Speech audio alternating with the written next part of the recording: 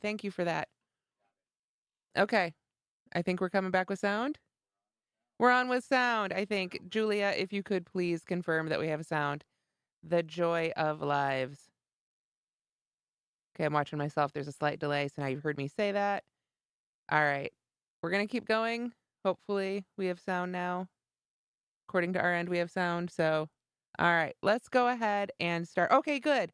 Confirmation. Thank you so much, Julia. All right, thanks, guys.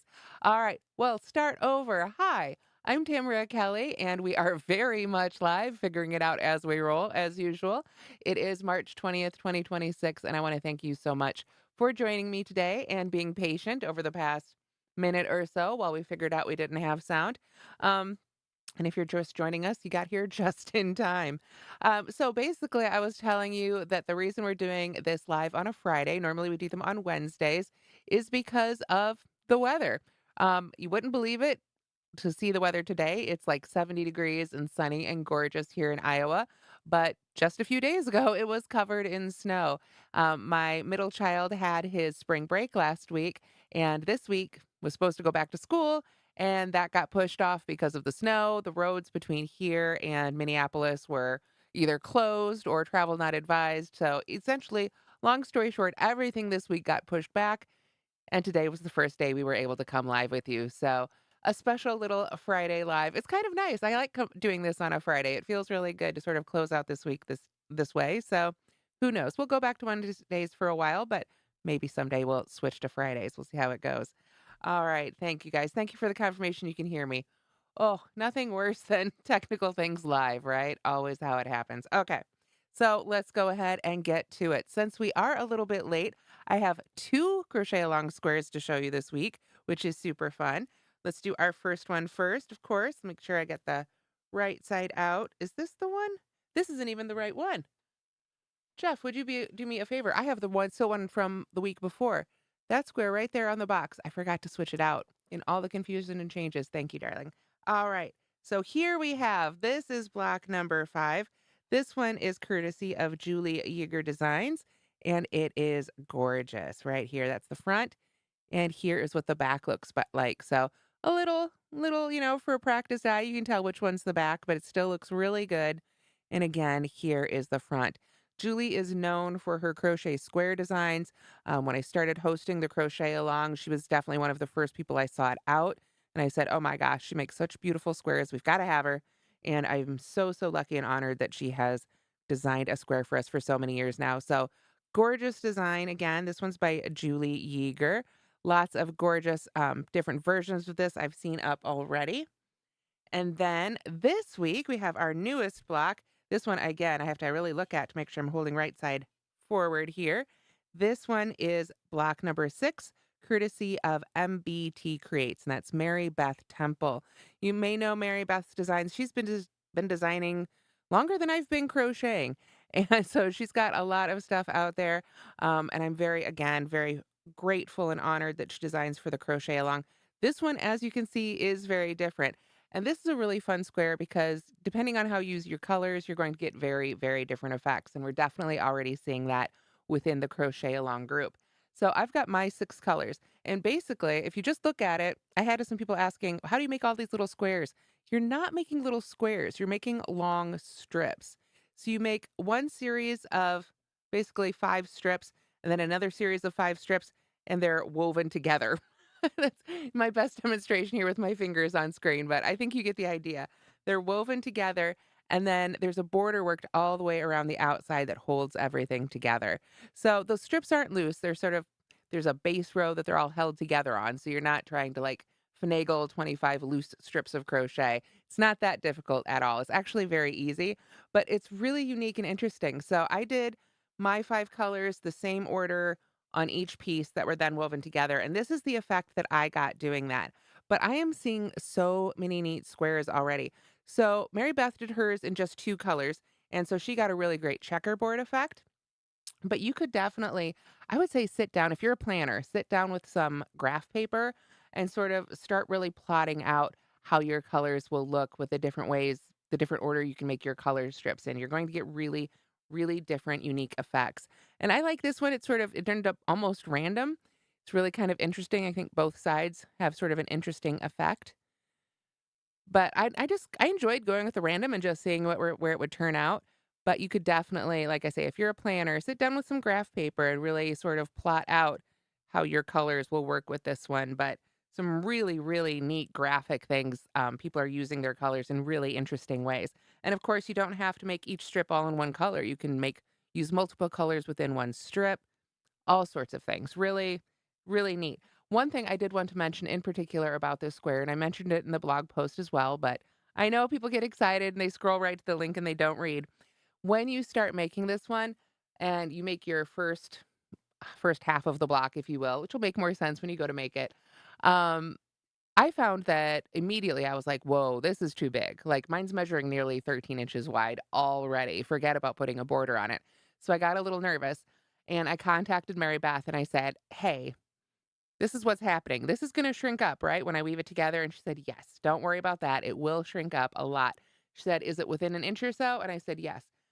It was almost a full inch, but she said, perfect. It will all shrink up when you weave it together. And that's absolutely what happened for me. I did it exactly as written and it measured exactly 12 inches. Yours may, of course, be a little bit different. But if it's too small, that's very easy just to add another round right there. And, I think you can just work your stitches a little bit tighter if you need to. But overall, it's just really interesting and I really love it. It's very simple. It's great for beginners, but you're going to be doing something very unique with this square indeed. And it's a nice thick square. Got a little bit of, you could get your finger through it, but you have to put some effort into it to get between the layers. And it's just a lot of fun. So thank you so much to both Julie and Mary Beth for those beautiful squares. Um, Super fun to get to show you guys two of them this time. All right. Okay. And thank you so much again, Julia and Carrie and Anna and Carlene and Shalena and Dawn. Thank you so much for joining me here live. And thank you if you're watching later. Um, oh, I should mention that this crochet along square, I made both of mine. I'm making all of mine this year in Brava worsted, courtesy of We Crochet. There it is. Brava worsted yarn. Come in. There it is. Bravo worsted. I'm really enjoying using this yarn. It's a newer yarn for me to use, but I really like it. And I think Julie rather, and Mary Beth both used Barocco Vintage on theirs, which you can get at Jimmy Bean's Wool. And our official crochet along yarns, I always need to mention, are Bravo worsted, which I'm using, as well as Swish worsted, Jimmy Bean's Wool Beanstalk Barocco Vintage, with which both of these designers used on their squares, and Mad Tosh Vintage. So you can use whichever yarn you like that fits your lifestyle. But those are the ones sponsoring this year's designers. So thank you so much to them. All right. Now, speaking of exciting things that are sponsored by We Crochet, they provided me with, oh, I grabbed the wrong one. I grabbed the same yarn again. With this one, Brava Baby, DK worsted. Whoop, there we go.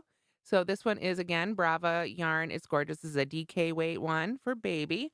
And I used it to design this blanket, the baby's biggest fan blanket. Let me get it turned around here so I don't knock everything off my table while I show it to you. There we go. I used to design this blanket, and the whole reason that I designed this blanket, besides the fact it's fun to design a baby blanket once in a while, is because I am supporting the Warm Up America 2026 Spring Baby Blanket Drive. So that means Warm Up America is asking for baby blankets in acrylic, worsted, or DK weight yarn, whatever you like, in whatever pattern you like, crochet or knit. But they are putting together a baby blanket drive. And if you're familiar with Warm Up America, you know they do great things. For the past couple of years, in the fall, I've worked with them on their hat, mitten, and scarf drive. But this spring, I get to do the baby blanket one. So mixing it up a little bit for you and me, but it's just a great opportunity. And of course, baby blankets are so fun and so quick to work up. 36 inches by 36 inches is the perfect size. It's great size. And of course, they're not just useful for babies. I like to use them as lap blankets myself. But they can, keep everybody warm this winter. And right now, the baby blanket drive goes from now through April 15th. So I have the form linked on Moogly blog, so you can just print it right out from there. We do ask that you include that form when you send in your blankets, but all that information, the address and the form are all up on Moogly. And of course, just like everything else I'm talking about this morning, it's all linked in today's post as well. So if you've got some spare yarn, it's a great opportunity to do a stash buster. Babies love bright, mix it up colors, right? Go crazy. Grab all your, worsted weight acrylic left over from your other projects, all that Red Heart Super Saver and with Love and Karen and Big Twist and all those yarns, your Vanna's Choice, and use those. You can it's 100% acrylic worsted weight. You can probably use it all in the same project too. So, your Brava, absolutely go get some Brava. If you want to start with some new yarns, I cannot recommend the Brava Baby enough. Gorgeous stuff to work with. And not only did We Crochet provide the yarn for me, but they did put together some beautiful color packs on their site as well. So, if you're not into the pastel rainbow pack that I picked out, they have some really gorgeous ones that, frankly, I'm a little jealous of. I would have gone back. There's a couple of them that I'm really in love with now, too. So definitely check those out as well. It's a great time to check out their yarns. We want to thank them so much for also supporting Warm Up America. So thank you so much, you guys. Oh, and Julia says the woven square is her favorite so far. I'm so glad you like it. It's just so fun every year to see all the different designs that these 24 designers come up with. It's just blows my mind how different a simple 12-inch square can be, right? Okay, what else do we have going on? Oh, of course, we have the other crochet along happening on Moogly blog right now. We've got the year-long Moogly crochet along. We have the Warm Up America baby blanket drive. And in your spare time, in between all that, we have the Sideways Sampler Shawl Crochet Along happening. And this is just a month-long crochet along. And this is for a shawl that I'm very gratified to see people are working up quickly. I started working on this back in, I'm going to say probably December of last year. And it took me a good 3 to 4 months to complete it to my satisfaction. There was a lot of frogging and refiguring and figuring things out. But I am very happy with how it turned out. And I'm very grateful to see that everybody's been able to finish about a quarter of it each week. Because after I spent all that time crocheting it, I was really worried that a month wasn't going to be enough time. But I'm very gratified to see that for a lot of people it is. A lot of people are even doing two of them. So that makes me happy. Um, but if you are somebody who doesn't have time right now, or if your life isn't allowing you to get, a quarter of a shawl done a week, don't worry about it. I've had lots of questions. The pattern is staying up. The videos are staying up. They're not going to go away. I'm not going to pull them off. They're not going to stop being free on the blog. They'll always be there. As long as the blog's up, they'll be there. So do not worry about that. So after all that yammering, here's another look at our sideways sampler shawl right here. Now let's see. You can see I've got a couple of stitch markers in here. I've been using these to guide me as I make the tutorial videos each week. So I just finished videoing the tutorial for part 3. You can see I've got my stitch markers marking that out for me right there. So we've got like I think 35 rows in the first week. We did the next set of rows the second week. We've got our third set of rows, and then the fourth week, our final week, March 30th, we're going to finish it up on the end and do the border all the way around. You can see it's just a really simple one round border. So I have had some questions about the edges. And because we have a lot of different stitch patterns in there, the edges can get just a little bit wonky. So the great thing is, especially if you're using a fingering, a sport weight yarn, the odds are it might have some wool in it. Even if it doesn't, you're going to be able to block it. So when you're all done with the crocheting part, highly recommend you take the time to block out your shawl. And if you haven't blocked before, don't let it intimidate you. You've probably bought a sweater or a nice top at the store, and when you read the tag after you got it home, because never we catch that in the store, right? It's always when you get it home, you flip it over and you say, "Oh no, it says lay flat to dry, do not tumble dry," lay flat and reshape. If you've done that, then you've blocked before. It's just a matter of once it's wet, you lay it out in the shape you want it to be, straighten out those edges. You can use pins to pin it down to foam if you want to. You can just lay it out on a towel if you want to and kind of sort of use what am I trying to say? Use the friction of that towel, the terry cloth to sort of hold it in place. If you do use pins, make sure they are water safe, stainless steel. I made that mistake early days making some thread snowflakes. Horrible tragedy. But so make sure the pins are, waterproof. But other than that, you really can straighten out those edges. So the border will help quite a bit, and then blocking it will help a bit as well. And if it seems to be going really wonky, check your stitch count because odds are you might have worked into a stitch you weren't supposed to work into. I did update part 2, and I have gone ahead and updated part 3, which isn't even out yet, to make some of those rows a little bit clearer. I did get some feedback on, I wanna say it was row 47. This is from memory. 47, 42, one of those, um, where you start making the plain DC rows.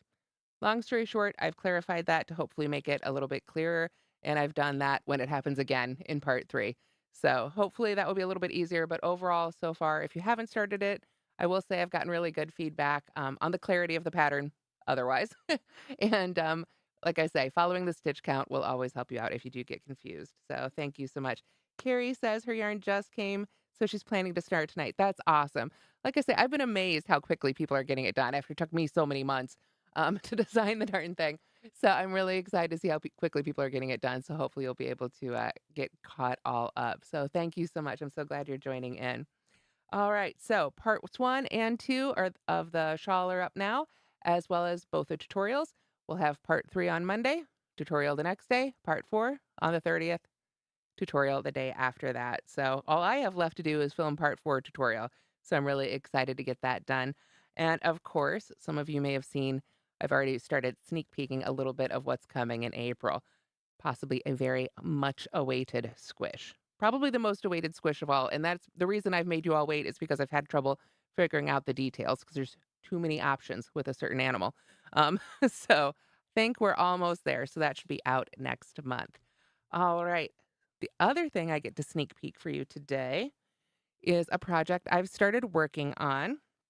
And you may have seen this in the background of some of my other posts on social media, but I've been sitting on this yarn for about the past year, trying to figure out what I wanted to make with it.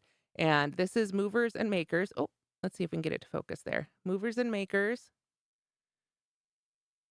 Can I get it to focus?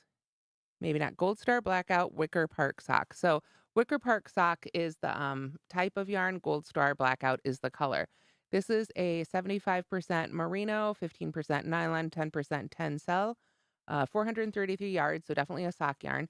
Movers and Makers is sold at Nina Chicago.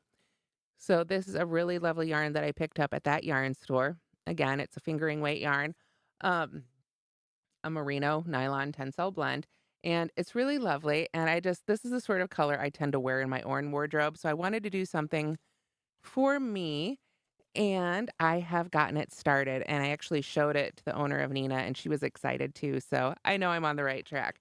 I've had a lot of requests. I'm going to try and get out of the bag without tangling my yarn here. So I've had a lot of requests for Fillet crochet over the last couple years. So I feel like I think there's a space here. I think filet crochet might be coming back. It's just something I picked up on. So I'm working on sort of an oversized poncho top situation. And I think I've got the first half done. But I'm going to do this one really differently, where you get to pick not so much based on size, but on your measurements, how you want it to fit. It's not I don't wanna say it's made to measure because the people who are making those made to measure patterns blow my mind. I think it's phenomenal. This is much simpler than that. It's more like how wide do you want it to be, and then how long do you want it to hang? And for everybody, that's gonna be different. Some people want a cropped length.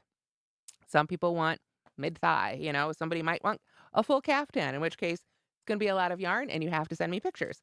So, this is what I've got so far right here. And am I holding it wrong side up? I think I sure am. Let's see. Yes. Here we go. So this is what I've got so far. So you can see me peeking at you through it. Probably not the best way to hold up and show a fillet. Let me put a piece of paper behind it here. There we go. So you can see a little bit of the pattern there. So it's inspired by sort of a Japanese arches pattern that I found in graphic print design. And I worked it up into a fillet mesh. And yeah, so I'm working on that for a little top right now.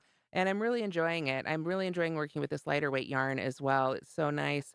And I think this is going to be a really lovely piece. So eventually my plan is to get some testers for this one so we can work it up in a few different sizes. Filet crochet is a lot of fun, but as you know, from the designing end has its own challenges when it comes to sizing. So I might need some help with that eventually. So if that's something you're interested in, definitely let me know. Like I say, I'm about halfway through, but those longer projects, you always have to set them aside sometimes and work on other things to get them done quickly. So I've got that going on right now, and I've got a new squish going on right now, and a couple other ideas Always more ideas than I have time for my hands. So thank you so much. And thank you so much, Knit and Crochet. I really appreciate it.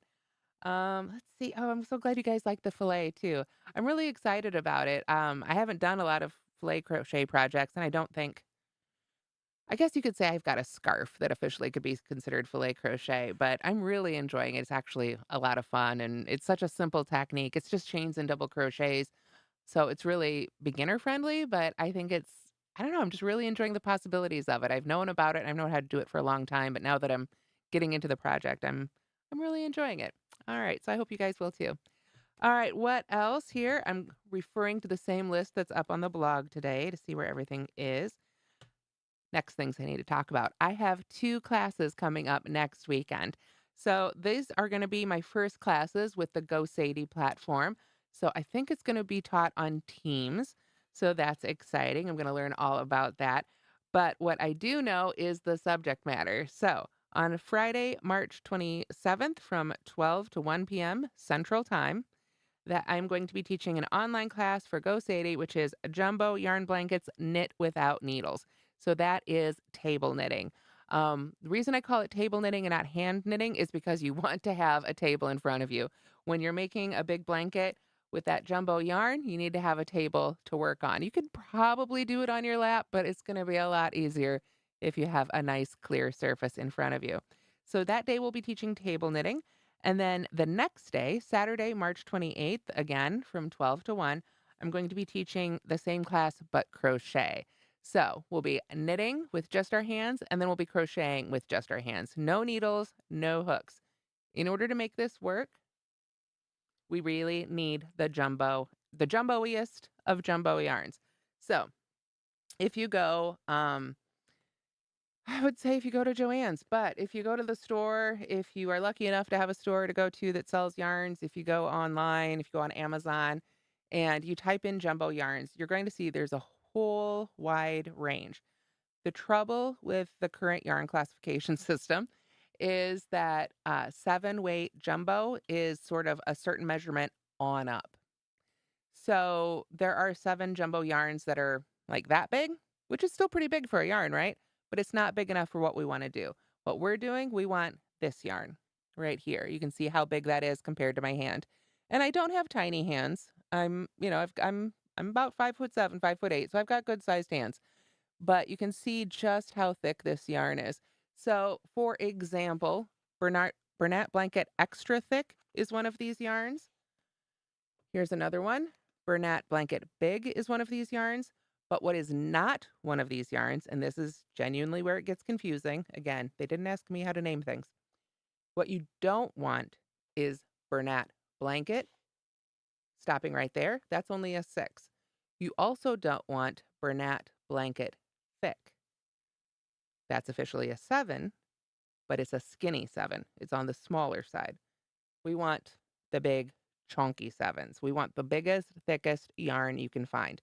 So if you go on Amazon, I know for sure because I have Amazon, and probably some other sites too, but I know for sure Amazon has other brands of yarn that look to be this thick as well. And I've seen them, I've seen them on social media. I've seen other people using them. So I'm sure there's some other brands that as well. But I just really want to point out, you can see again just how thick that is. I can get a good grip on this yarn. It's not going to be fiddly. It's going to allow me to make some stitches with it. So again, you don't want Bernat Blanket. You don't want Bernat Blanket Thick. You want Bernat Blanket Extra Thick or Big or the equivalent if you can find it. And I know there's some online. So that is the kind of yarn we're talking about. It's one of those things that's just easier to show, I think, sometimes than explain. I'm hoping someday they'll like introduce an 8 weight and a 9 weight as yarns keep getting bigger. I think we're going to have to do that. But that's on the Craft Yarn Council that they have not inquired my opinion. So, but if they're asking, if anybody's on there, let them know. That's what I think. We're going to need to differentiate between some of these yarns because I'm loving these big, thick yarns and they are a lot of fun to use, but it can be very confusing. All right. So long story short, I will be teaching you how to make a knit blanket with that yarn and just your hands, and how to make a crochet blanket with that yarn and just your hands. And of course, that blanket can be just as big as you want it to be. We're just going to be doing simple stitches.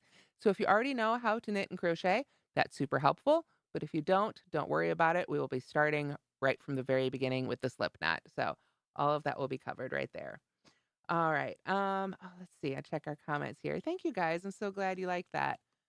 You love the bag. Thank you. Oh, the bag. Yes. I was like, the bag. What bag is she talking about? Yes. Thank you. This bag is from Twice Sheared Sheep. Gorgeous project bag. They have so many pretty patterns. They have one with a black background too that was also stunning. Very hard decisions. But yes, Twice Sheared Sheep. Thank you to them for this bag, and definitely check out their stuff. They have so much fun stuff. They do way more than just project bags. Twice Sheared Sheep has so many fun, cool tools for knitters and crocheters. Just too many things to mention. You'll have to go check it out. I've talked about them, I think, on a couple of different lives. And let's see, Julia says, I remember my mom doing lots of filet crochet over 55 years ago using thread and steel hooks. Yes, yes, exactly. Thread and steel hooks, so pretty, so gorgeous when you see those beautiful curtains and, the tablecloths and all those beautiful things that people used to do. I am not using thread and a steel hook. I have done thread and steel hook things before, and they are lovely and they are fun, but I don't think I have strong enough reading glasses right now to pull that off. I am so impressed by those who can do the tiny little thread work. These hands are definitely prefer this size yarn. That is for sure. All right. What else? And then the last thing I wanted to make sure to tell you guys today is May 1st and 2nd. I will be teaching 4 classes at the new, and I always have to say this one slowly, Fiber and Fabric Craft Festival in Chicago. Lots of F's in there. Fiber and Fabric Craft Festival. I'm getting a little faster. So this goes on. This is a brand new fiber event, Faber and Fabric, as I said, and crafts. There's going to be sewing, embroidery, all kinds of really cool crafty things, as well as crochet and knitting. So this is a brand new consumer hobbyist people festival. It's going from April 30th through, I believe, May 3rd. My classes are all on the 1st and 2nd. But it's going to be shopping. There's going to be classes. There's going to be a drop-in clinic where you can ask questions. I'm going to be helping out in there. At least that's currently the plan if we can work it out with my schedule. Um, Lots of really neat opportunities, lots of people to meet. It's going to be a really fun time. So that's going to be in early May. It's right before a big trade show where lots of yarn companies, this sort of a big trade show where the yarn manufacturers will set up their booths and then the local yarn stores come and place their orders with those yarn companies. So there's lots of designers there, lots of yarn companies. So the neat thing is they've put this, consumer show, for lack of a better term, right before this trade show. So I think it's going to have a lot of really interesting people at it and a lot of really interesting booths. So that is something to check out in May. And I would love if you came to my classes, obviously. Now, this is there's different charges for different things, and I think it's like a $10 to $15 charge just to get in the event, and then the classes are extra. And I can't help you out with the classes; they're priced the way they're priced, but I do have a ticket or a link rather, for a free event ticket. So you can save the cost of the event ticket if you use the link in today's post. Um, this is a printout of all the stuff on today's post, and it's literally right there. Look for where it says May 1st and 2nd, and then it says click here to get your event ticket for free. So you can go ahead and get your event ticket for free, and that'll save you a little extra money so you can spend it on yarn or hopefully sign up for at least one of my classes. I would really appreciate it. We're working on some of the classes are going to have free yarn attached, not all, but some of them will have free yarn that I'll be bringing with me. And it's just going to be a lot of fun. I think it's going to be a really interesting event. And I hope to see you there. Again, that's in Chicago. It is in person. It's not going to be online. I wish there was an online option, but there's not. At the Rosemont Convention Center. So if you're familiar with that area and the Chicago area, it's really a lot of fun. There's some fun hotels around there, and we'll all be hanging out there for a week or so. So I hope you'll check it out. All right. Do I go to the trade show? I do. Yes, I will be there forever. I will be there starting, I think I'm getting there either the 29th or the 30th to help set up, help some friends get their booth set up. And then I will be there through the trade show, which doesn't end until the following um, Friday.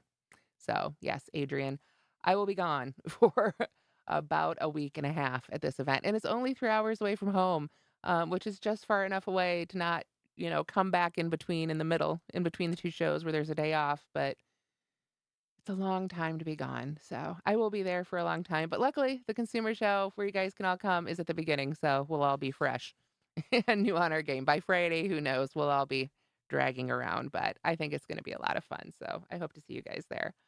Let's see, what else? Oh gosh, and thank you guys. I'm glad you like the bag too. Yeah, twice sheared sheep. Gorgeous, gorgeous bag. Definitely check that out. So I think that is, I'm just literally going through. Oh no, my gosh, I almost forgot. I skipped right. I'm just gonna throw some things around. It's fine. I skipped right over our giveaways. That was so close. I almost signed out without going over it. We've got 2 live giveaways going right now. Um, well, giveaways are live. We're not doing them during this live. They're continuing. We have first foremost, this one's going to end soon. Crochet Layers to Love, designed by Selena Baca. 8 different designs in here. You can see it's a thin book, gets right to the point. $12.95 retail. Stackpole Publishing, great designs. I already talked to people who have bought this book. So hard to figure out what to make at first. I think for me it would have to be that one. But I love all these tops are so great and just really versatile.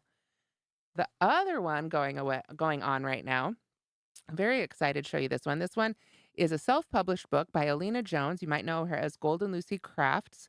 I first saw her stuff on Instagram, and I think she used to participate in the link parties that we used to do on Moogly as well. She has self-published her book of crochet snow globes, 13 patterns for year-round magic. And I know if you're like me, your first impression when you first think of snow globes is Christmas, right? But stop and think about it for a minute. I don't know, maybe I'm showing my age here, but it feels like anytime as a kid I would go to like a souvenir shop or something, they'd have a snow globe. Maybe they still do, but there's always like a snow globe version of whatever it is. So snow globes aren't just for Christmas. And I think this book really shows that to be true. So she's got 13 patterns. You can see most of them right here on the back.